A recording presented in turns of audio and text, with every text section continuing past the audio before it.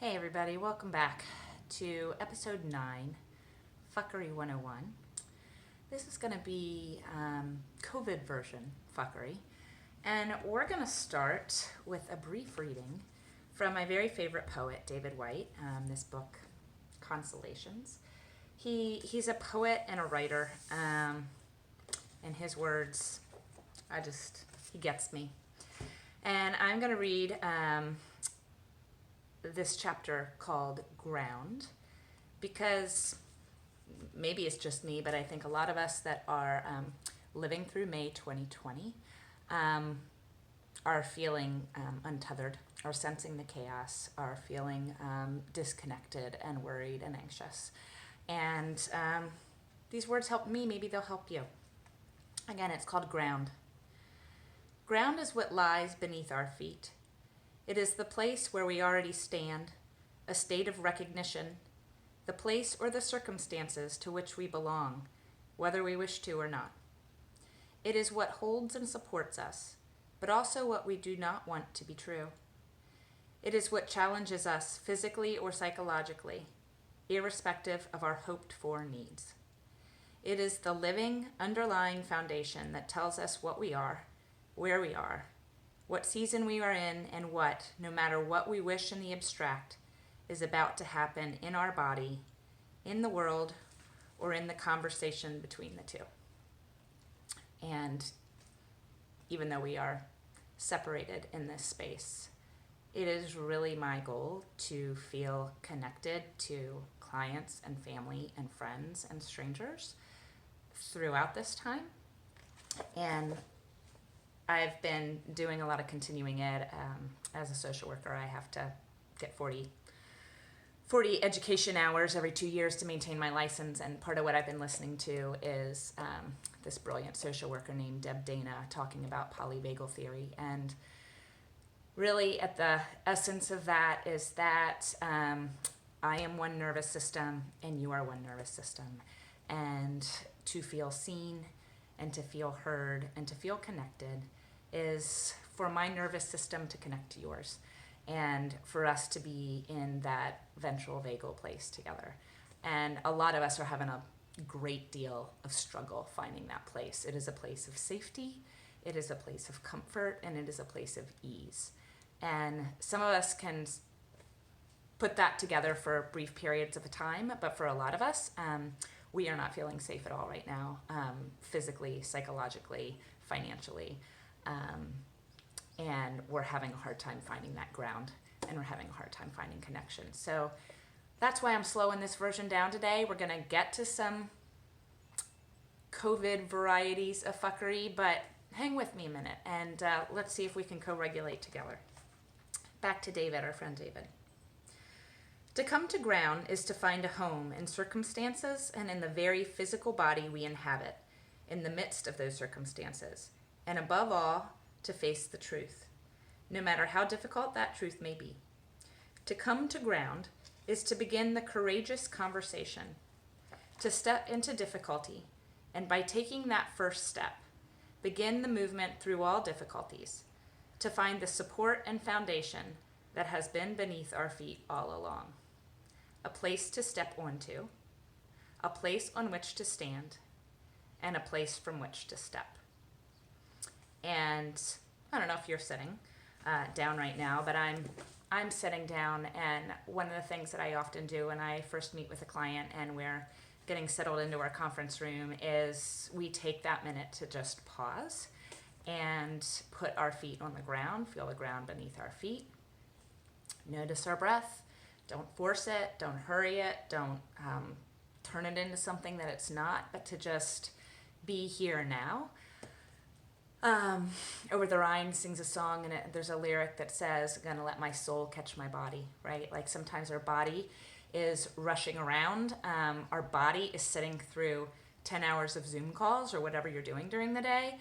And just because you're there physically doesn't mean you're there psychically or mentally or emotionally or spiritually or whatever words you use for that, right? And so what does it mean to allow our soul to catch our body? What does it mean to feel just grounded for a minute in the earth?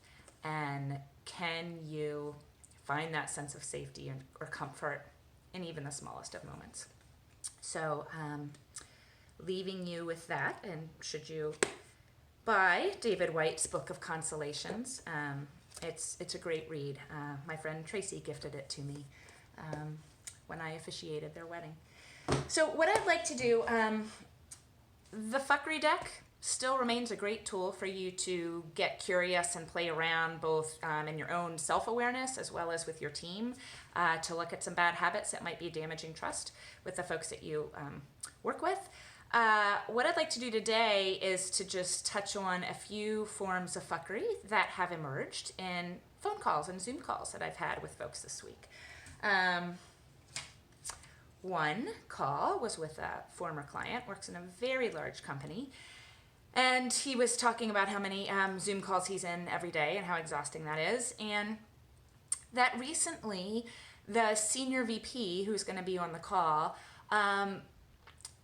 communicated very clearly and sternly with all that were to be on the call that there were to be no barking dogs and no children's voices or children wandering in the background at all during that call. And, you know, if you ever needed a definition of privilege, if you ever needed a definition of what it is to be tone deaf, it is thinking that your employees have control over their barking dogs or their children and their children's noises. Not all of us live alone. Not all of us live silently. And to expect that your employees have that kind of privilege and luxury to keep things totally in the proper decorum for your important Zoom call makes you look like a dick. So don't do that. There's also, saw research both on LinkedIn and somewhere else recently that a lot of us are working longer hours through COVID, even though we're working from home. And anecdotally, I'm hearing this from clients as well, that we've removed the commute from our day, and we've removed the 10 minutes in between meetings where we can actually pee or get something to eat or talk, shop or otherwise with our colleagues in between meetings. And we're now going from meetings from 7 a.m. until 7 p.m. and there's really barely breaks in between. And so if you're demanding this from your team or your employees, let's talk about boundaries. Let's talk about sustainability. Let's talk about focus and what the brain can actually handle. We're still surviving a crisis. There's still a ton of chaos, even if in your work situation you feel like you have a lot more things under control.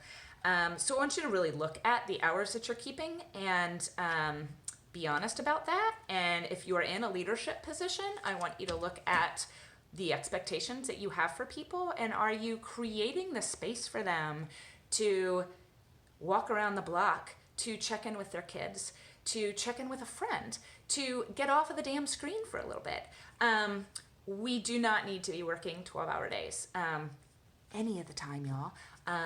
But really, let's look at the sort of rules, the sort of boundaries, the sort of expectations that we have at work. And working longer hours, it's not sustainable.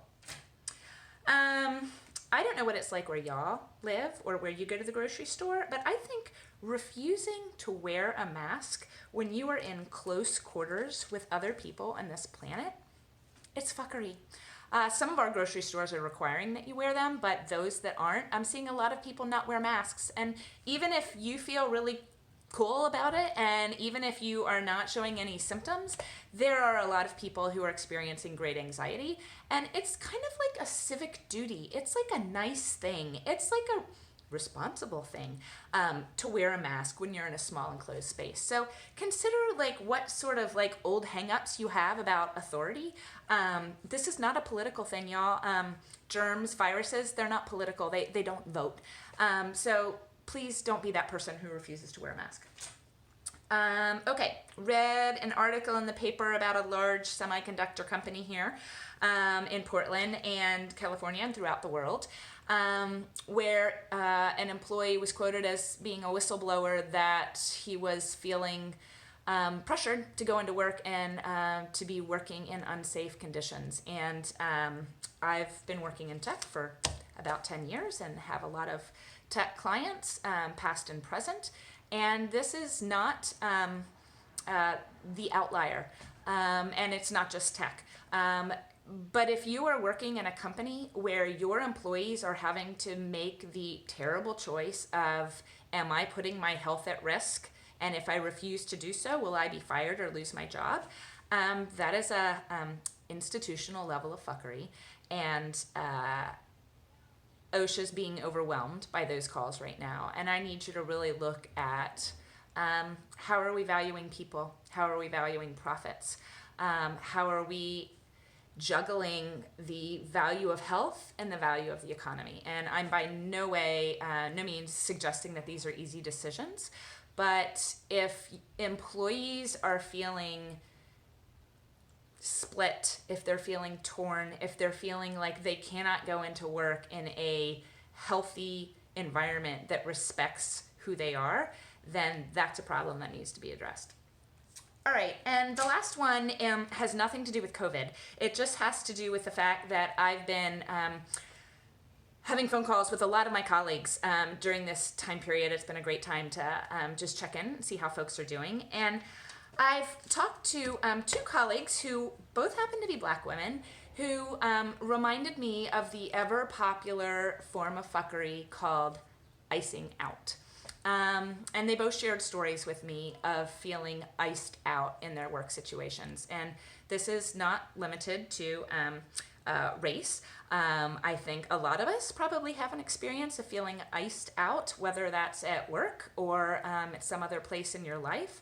But to be given that cold shoulder, to be kept at arm's length, to be excluded from the in-group or the group at all, is a pretty cold-hearted, common way that we practice fuckery. So look in that mirror, see if there's ways that perhaps your reaction to crisis is to isolate or is to get small, to withdraw. That's really common. That's not the same as icing out, but sometimes as we do that, those around us can feel left out. Those around us can feel like they don't have access to the leaders. And as leaders, I challenge you to look at how are you creating inclusion, creating belonging, creating connection among your team, even while we're physically distant. Thanks so much for joining me today, and I look forward to seeing you back here again. Be well.